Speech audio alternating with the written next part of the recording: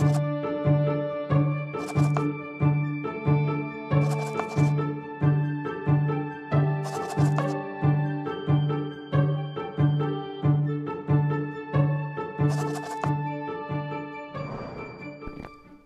of the blue, in his 28th year, Zach began to develop panic attacks.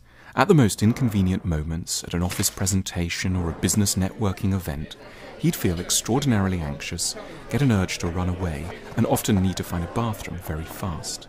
It started to become hugely debilitating for Zach, who worked in a rather unforgiving, fast-moving tech company in San Francisco.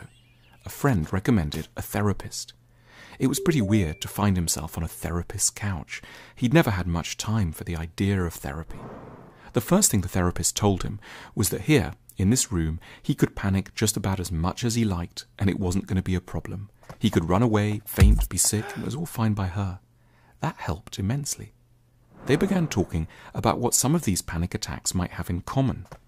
It was actually deeply refreshing to talk to someone who didn't keep interrupting or shifting the agenda. Someone who just kept the focus on what he was feeling and tried to decode it for him. Something struck Zach as he spoke.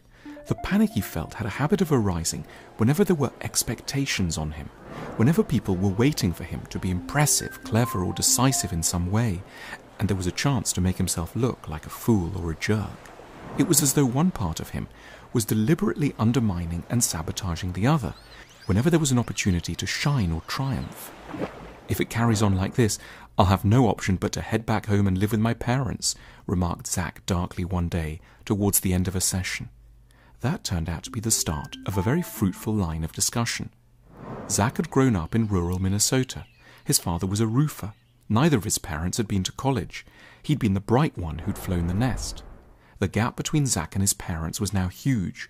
He might earn in 1 year what his father earned in 5. The more Zach told the therapist about his background, the more he realized what a burden of guilt he was carrying around with him. The guilt that success was leading him to exceed his parents in a way that was at once exciting and properly frightening. Zach wanted success, but being successful was also threatening to separate him from the two people he felt the greatest debt to. The panic attacks seemed like a devilish way to stay faithful to his parents. It was like an act of self-sabotage, calculated to protect the parents, and especially the father, who had some competitive, envious sides to his otherwise warm nature. All this from the risks of humiliation. It was as though, in one part of his mind, Zach didn't believe he could be both an impressive adult and a loyal son. Discovering this about himself helped Zach a lot. Gradually, the symptoms lessened. He learned how to understand himself for wanting not to have the life his parents had had, and to forgive himself for looking for something better. At the same time, he accepted that he could remain loving and admiring of many qualities his parents had, and that those around him in the tech scene often didn't. Zach continued in therapy for a year. The attacks stopped completely, without any need for medication. It was as if part of his mind had been listened to and no longer felt the need to ruin Zach's life in order to be heard.